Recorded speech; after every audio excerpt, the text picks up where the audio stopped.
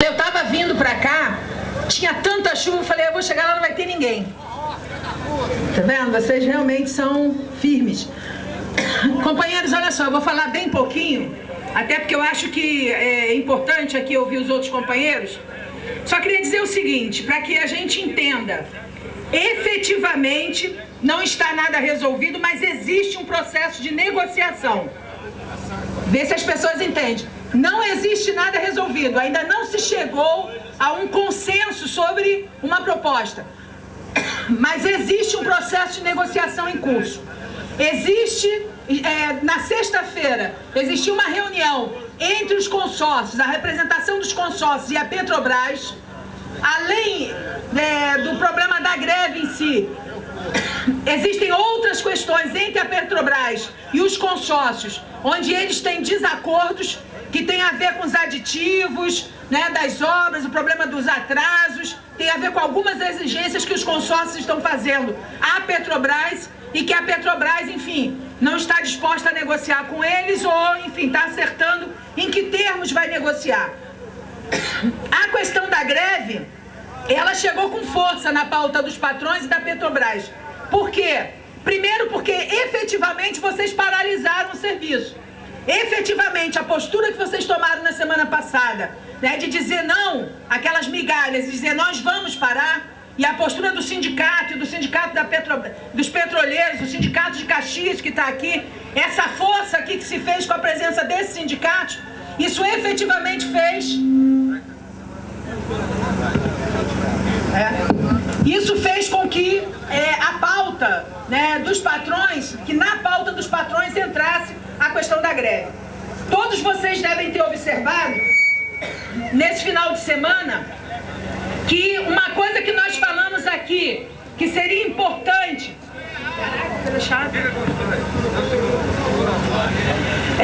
uma coisa que nós falamos aqui que seria importante, que seria a greve sair daqui de dentro de Itaboraí. E mais, sair daqui desse, né, entorno do Comperj. E ir para além de Itaboraí, a greve ir para fora. Vocês notaram que nesse final de semana, a greve foi com força para fora. Vários companheiros, né, deram entrevistas, houve matéria no principal jornal, que é o Globo, aqui do estado. A Rede Globo colocou em cadeia nacional a greve de vocês.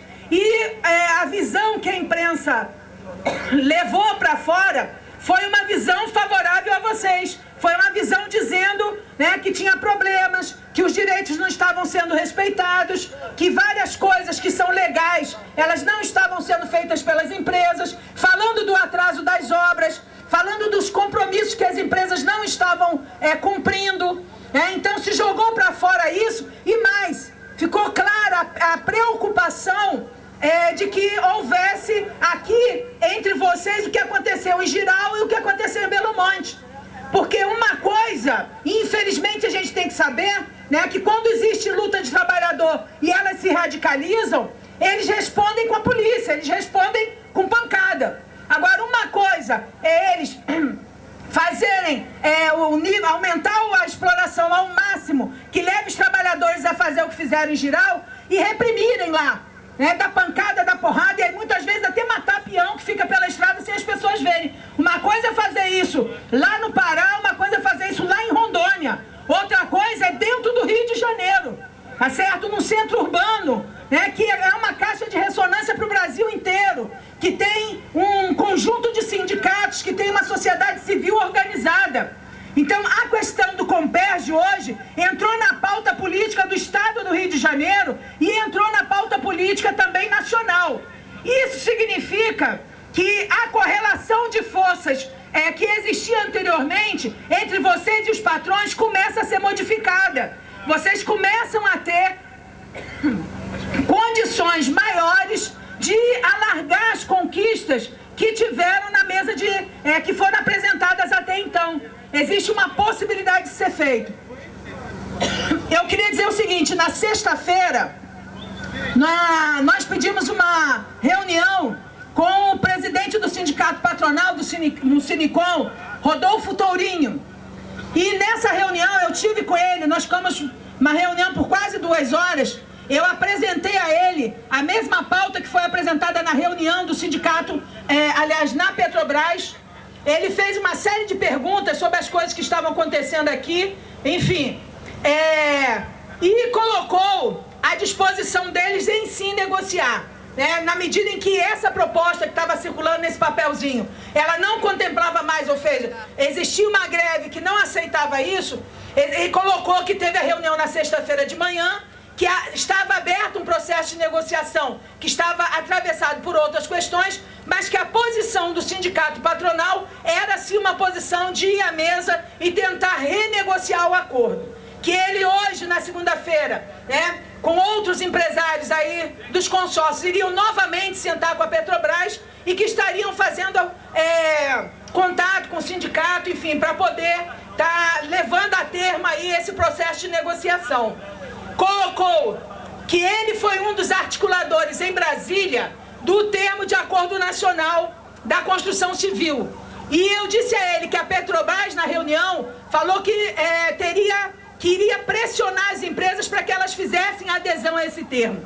E ele disse que, como ele era um dos fomentadores, ele também defenderia isso junto aos consórcios, que os consórcios fizessem adesão a isso, porque isso poderia significar não só a conquista para os trabalhadores, mas óbvio, ele vê o lado das empresas, mas significaria também um recolocar da empresa dentro desse calendário que eles têm aí, que está completamente atrasado em função de uma série de questões, principalmente em relação à questão da greve.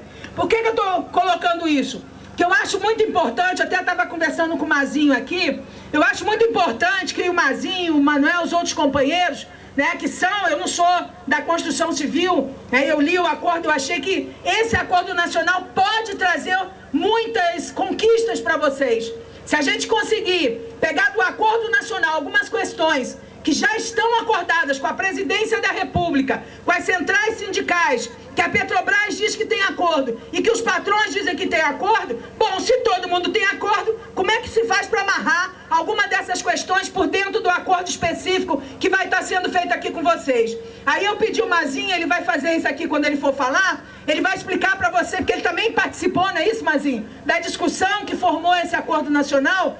Ele vai explicar para vocês, por exemplo, algumas dessas cláusulas que constam desse acordo nacional. Então, tanto se pode puxar isso para o acordo específico, como também estabelecer uma mesa permanente de negociação que garanta que as cláusulas sociais sejam respeitadas e que vocês possam vir no dia a dia a estar incorporando conquistas que já estão na legislação e que os consórcios não estão respeitando aqui. Então, é importante a gente estar conversando com o sindicato, fechar o relatório que foi pedido pela Petrobras, que com os pontos concretos de ataque de cada uma das empresas aos companheiros, o sindicato está pedindo que as pessoas escrevam mais denúncias, aqueles que ainda não fizeram, passem por escrito. O Marcão ficou responsável de elaborar esse relatório, que vai ser um documento importante para a gente cobrar da Petrobras a fiscalização sobre as empresas. Nós, lá no nosso mandato, estamos levantando todos os editais que contrataram cada um dos consórcios, porque dentro desses editais já está colocado tudo que as empresas se comprometem a fazer em relação aos trabalhadores. Então, a partir dos editais, nós vamos checar com o relatório do Marcão e tudo aquilo que não estiver sendo cumprido pelos editais, nós vamos acionar o Ministério Público do Trabalho, nós vamos acionar a Justiça para ajudar o sindicato a estar pressionando os consórcios naquilo que eles têm que cumprir, porque já está lá dentro dos editais que eles assinaram. No mais, companheiros, eu acho que é manter a mobilização. A greve agora, já que entrou num processo de negociação, tem uma mesa, de um lado estão os sindicatos, do outro lado estão os patrões, com a Petrobras mais chegadinha para o lado dos patrões, mas cumprindo um papel de intermediação. Então agora, o papel dos trabalhadores é se manter parado. Se a greve até agora é de 90%, amanhã ela tem que ser de 95%, certo? Se ela hoje é 95%, amanhã ela tem que ser de 100%, porque o peso que o sindicato tem para na mesa de negociação exigir para além daquilo que os patrões querem dar, tá certo? É o peso da força da greve. Então tem que ter piquete, tem que barrar o pessoal, esse pessoal da administração, que fica entrando e depois ainda ajudando ser contra a greve, tem que dar uma segurada também nesse pessoal para eles verem que o negócio está se alargando. Ou seja, tem que dar uma radicalizada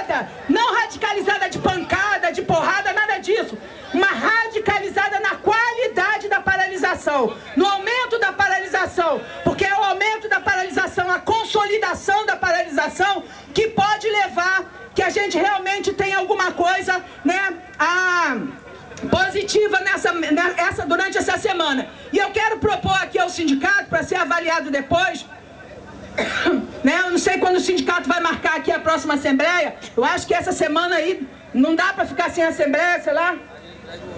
Isso, vocês vão ter que fazer uma nova assembleia. Se até a data dessa nova assembleia os patrões não se posicionarem, eu acho importante também aquela passeata até Itaboraí. Isso dá uma mexida na cidade, isso dá uma mexida na imprensa, né? Eu acho importante também, né, mexer, até porque até agora o prefeitinho de Itaboraí, até agora os vereadorzinhos de Itaboraí não se dignaram a colocar a cara deles aqui. Não se dignaram. E era muito importante que esse pessoal soubesse que vocês são o futuro dessa cidade e são o futuro de vários municípios aqui desse entorno.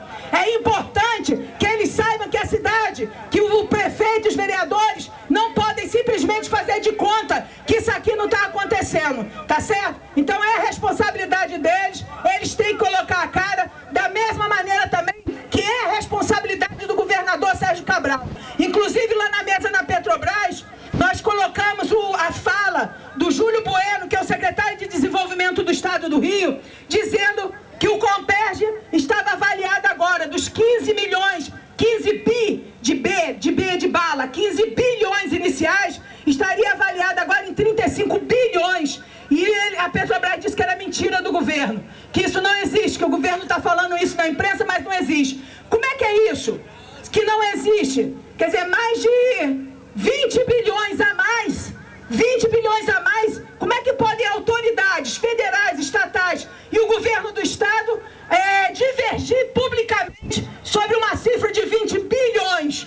Para onde vai esse dinheiro? Então esse debate também é um debate importante de vocês como trabalhadores e dos sindicatos ficarem de olho, porque quando não fiscalizamos, o dinheiro vai para o bolso e para os paraísos fiscais. E não é possível que eles achem que podem servir comida podre no Comperj, tratar vocês como animais e pegar dinheiro público e botar no bolso. A gente está vendo os escândalos que estão estourando aí contra o governo do estado em função da Delta, em função das empreiteiras. Então, isso é importante também que vocês debatam, porque quando há corrupção, quando há gente roubando dinheiro público, falta justamente para o trabalhador e para os serviços públicos, como é o caso da educação, da saúde e do transporte. Então é isso. Eu acho que não tem nada resolvido, mas a avaliação é positiva, porque a greve saiu daqui e porque existe negociação. A parte de vocês agora é manter a paralisação com qualidade e esperar